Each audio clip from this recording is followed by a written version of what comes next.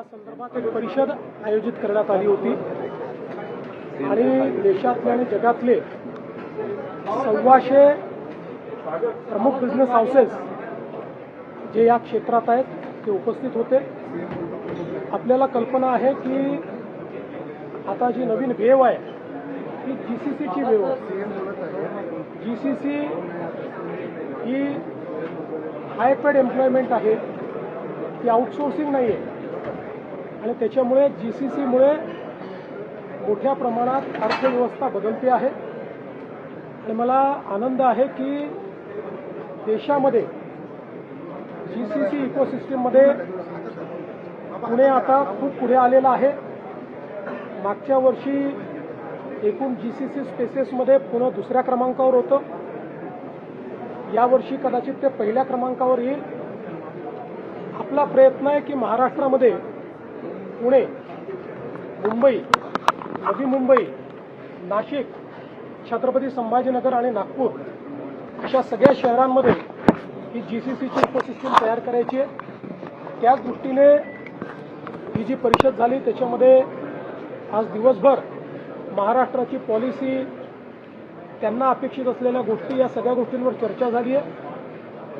आज तरी देशामध्ये सगळ्यात चांगली पॉलिसी आपली आहे, पण त्यातही काही बदल त्यांना अपेक्षित आहे। ते बदल करण्याची तयारी आपण दाखवलेली आहे। मला विश्वास आहे की निश्चितपणे महाराष्ट्र देशाच्या जीसीसी रेव्होल्यूशनला लीड करेल आणि पुणे ही त्याची राजधानी आहे। सर, चाकण एमआयडीसी मध्ये अनेक कंपन्या ज्या आहेत त्या रस्त्यांवरती खड्डे असल्यामुळे सोडून जाण्याच्या तयारीमध्ये आहेत। जवळपास ट्रॅफिकचा वाहतूक कोंडीचा प्रश्न आहे की चाकणचा प्रश्न अतिशय जेन्युइन आहे। त्या संदर्भात एक बैठक झालेली आहे। हा पावसाळा संपल्यानंतर तिथलं सगळं इन्फ्रास्ट्रक्चर जे आहे ते अपग्रेड करण्याचं काम आम्ही करू आणि दुसरं सगळ्यात महत्त्वाची गोष्ट जी करण्याची गरज आहे ती म्हणजे आपण इतके वर्ष इंडस्ट्रियल टाउनशिप ॲक्ट तयार केला, पण जोपर्यंत या एमआयडीसी एरियाजला टाउनशिपमध्ये आपण परिवर्तित करत नाही तोपर्यंत त्याचं इन्फ्रास्ट्रक्चर आपण अपग्रेड करू शकत नाही किंवा त्याचा रखरखाव नीट होत नाही। म्हणून आता नगर विकास विभाग आणि एमआयडीसी उद्योग विभाग या दोघांनाही टार्गेट दिलं आहे। पहिल्यांदा पुण्याच्या जवळच्या ज्या चांगल्या आमच्या एमआयडीसीज आहेत यांना इंडस्ट्रियल टाउनशिपमध्ये परिवर्तित केलं की मग तिथेच पैसा उभा होईल आणि त्या ठिकाणी इन्फ्रास्ट्रक्चरचं जे काही देखरेख आहे ती करता येईल। पण मी निश्चितपणे आपल्याला सांगतो की चाकणचा विषय अतिशय गंभीरतेने घेतलेला आहे आणि आम्ही सोडवतो। जो पुणे नाशिकच्या संदर्भात आंदोलन झालं त्या आंदोलनापूर्वीच महाराष्ट्र सरकारने काकोडकर साहेबांच्या नेतृत्वात एक समिती केली आहे। केंद्र सरकारनेही त्यांचे जे मेंबर इन्फ्रास्ट्रक्चर आहेत रेल्वे बोर्डाचे त्यांना त्या कमिटीचा मेंबर केलेला आहे। या कमिटीला जे काम दिलं गेलं आहे ही जी काही 40 देशाची ऑब्झर्वेटरी आहे या ऑब्झर्वेटरीमधनं ही रेल्वेची लाईन जाते, तर त्यातनं मार्ग काढून कशा पद्धतीनं ऑब्झर्वेटरीलाही अडचण होणार नाही आणि रेल्वेचा मार्ग जाऊ शकेल अशा पद्धतीनं त्यांना त्याचा अभ्यास करायला सांगितलं आहे। मला विश्वास आहे की काही ना काही त्यातनं मार्ग निघेल।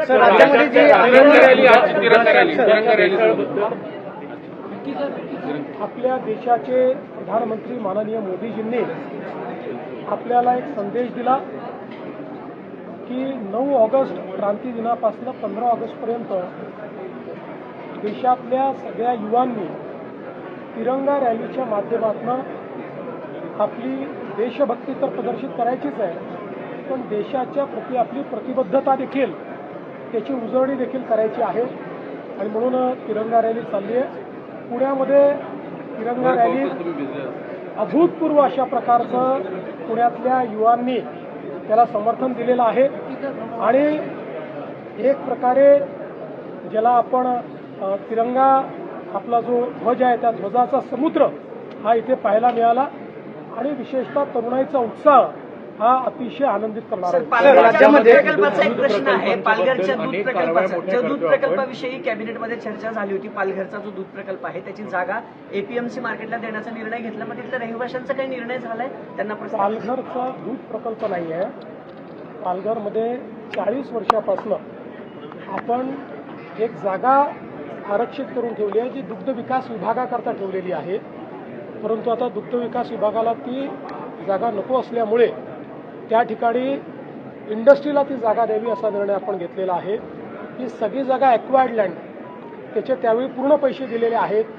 तथापि काही गावकऱ्यांच्या समस्या आहेत त्या आम्ही समजून घेऊ. सर, राज्यामध्ये जे आंदोलनं होत आहेत राज्यामध्ये पुन्हा शिवराळपासून सुरू झाली. जे आंदोलनं होत आहेत किंवा जी जात पडताळणी हे ओबीसीमधून दिलेली प्रमाणपत्र आहेत ते रद्द करतायत, थेट सरकारवरतीच टीका केली. मी स्पष्टपणे आपल्याला सांगतो, सरकार संविधानापर्यंत प्रमाणे चालतं आणि यापुढेही सरकार संविधानाप्रमाणेच चालेल. सरकार दबावाने चालत नाही आणि नियमबाह्य चालत नाही.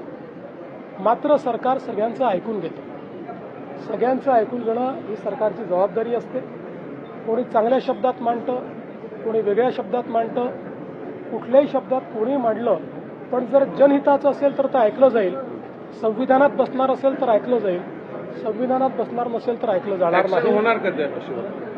असं आहे, अगदी स्पष्टपणे तुम्हाला सांगायचं झालं ते काय पहिल्यांदा आहे का? चाललंच आहे. मात्र आमचं लक्ष समाजाकडे आणि मराठा समाजाकरता आमच्या सरकारने जे केलं ते इतर कुठल्याही सरकारने केलं नाही.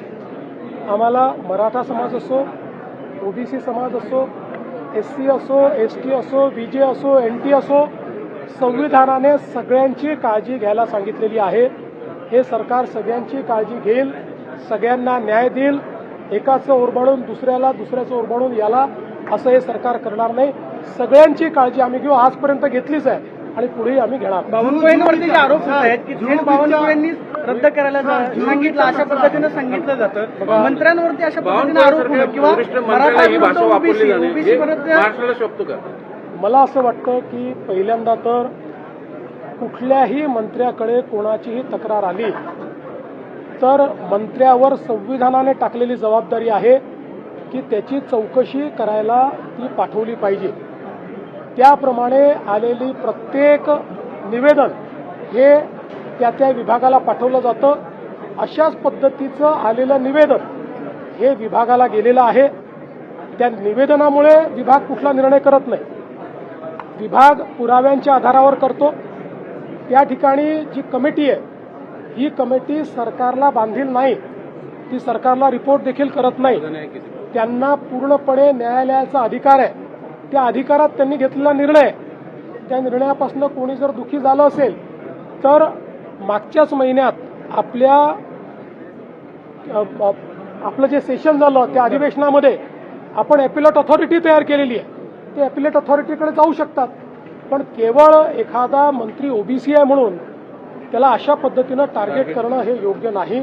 हे महाराष्ट्राला शोभणारं नाही, हे कोणालाही आवडणार नाही. आणि माझं तरी मत आहे की बावनकुळेंनी कुठलंही इंटेन्शनल या ठिकाणी याचं रद्द करा, याला द्या असं केले नाही. मंत्री म्हणून जे कर्तव्य होतं ते केलेलं आहे. त्याच्या पलीकडे त्यांनी काही केलं नाही.